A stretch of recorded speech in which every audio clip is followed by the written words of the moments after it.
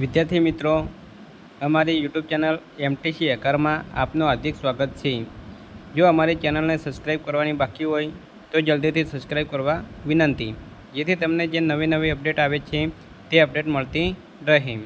વિદ્યાર્થી મિત્રો, ધોરણ 5 ભાગ 1 સ્વ અધ્યયન પોથી। તો વિદ્યાર્થી મિત્રો, ધોરણ 5માં જે ભાગ 1 છે સ્વ અધ્યયન પોથીનો, તે સ્વ અધ્યયન પોથીમાં વિષય પર્યાવરણ એટલે કે આસપાસ આવેલ છે તેમાં જે પ્રથમ પાઠ છે મજાની ઇન્દ્રિયો, તેનું સંપૂર્ણ સોલ્યુશન કરીશું। પાઠ 1 મજાની ઇન્દ્રિયો। નીચેના પ્રશ્નોના જવાબ લખો। કયા કયા પ્રાણીઓના કાન તમારા કાન કરતાં નાના છે? જવાબ: ઉંદર, બિલાડી, સસુંદર જેવા પ્રાણીઓના કાન આપણા કાન કરતાં નાના છે।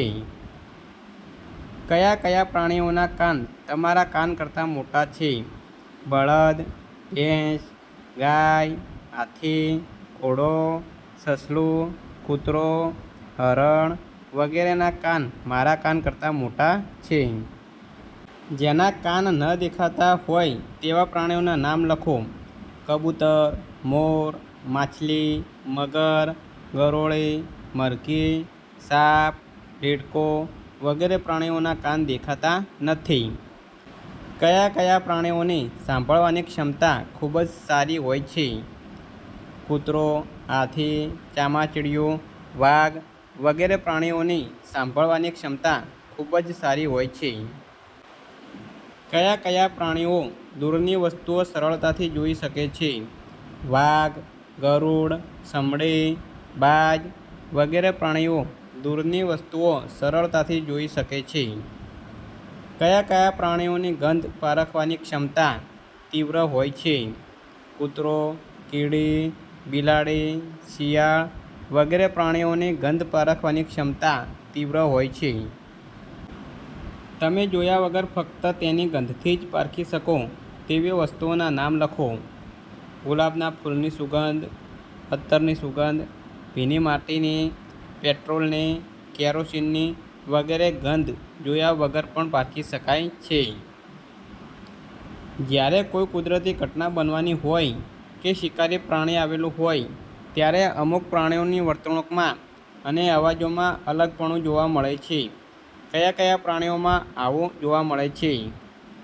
જવાબ: આવી પરિસ્થિતિ બનવાની હોય ત્યારે કૂતરા, સાપ, કબૂતર, મોર, હાથી, બિલાડી, ડોલ્ફિન વગેરે જેવા પ્રાણીઓની વર્તણૂકમાં અને અવાજોમાં અલગ અલગ પણ જોવા મળે છે। કૂતરા રાત્રે કેમ રડે છે? તમારા વડીલો પાસેથી માહિતી મેળવી લખો। જવાબ: કૂતરાઓ રાત્રે રડીને માણસોનું ધ્યાન આકર્ષિત કરવાનો પ્રયાસ કરે છે। કૂતરાનું રડવું એ મોટી આફતના સંકેત પણ માનવામાં આવે છે।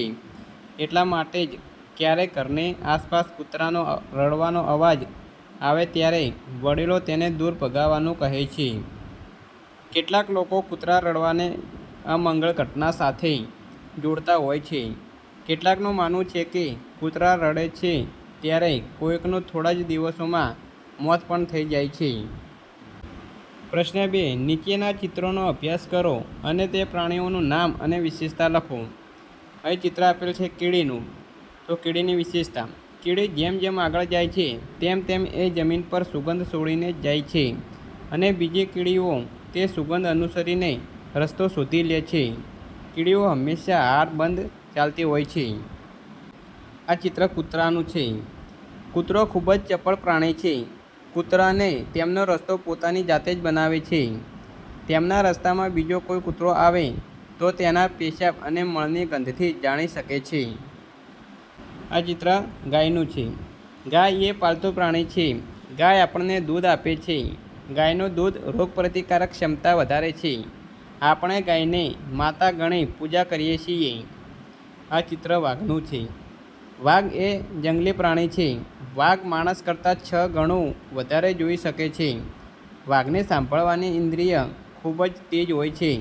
વાઘ આપણા દેશનું રાષ્ટ્રીય પ્રાણી છે। મધમાખી. મધમાખી ખૂબ જ ઉપયોગી જંતુ છે જે છોડના ફૂલો અને પ્રજનનનો સીધો ભાગ લે છે। મધમાખી ફૂલોનો રસ ચૂસીને મધ બનાવે છે. મધમાખી દ્વારા બનાવેલું મધ ખૂબ જ મીઠું હોય છે. આ ચિત્ર બાજનું છે. બાજ પક્ષી પોતાના બચ્ચાને અસાધારણ બનાવવાની કળા બાળપણથી શીખવે છે. બાજ આકાશમાં ખૂબ જ ઊંચે ઉડે છે. બાજ નક્કી કરેલા પોતાના શિકારને તે પકડ્યા પછી ક્યારેય છોડતો નથી. આ ચિત્ર સાપનું છે. સાપ સરીસૃપ વર્ગનું પ્રાણી છે. સાપ ખેતરમાંથી ઉંદર ખાઈ જાય છે. આ રીતે સાપ ખેડૂતોનો મિત્ર ગણવામાં આવે છે. કેટલાક સાપ ઝેરી હોય છે. સાપને દરેકને બીક આવે છે. વિદ્યાર્થી મિત્રો, સંપૂર્ણ વિડીયો જોવા બદલ ખૂબ ખૂબ આભાર. તમારા મિત્રોને પણ આ વિડીયો શેર કરજો, જેથી તેઓ ઘેર બેઠા પણ સ્વ અધ્યયન પોથીનું સોલ્યુશન કરી શકે.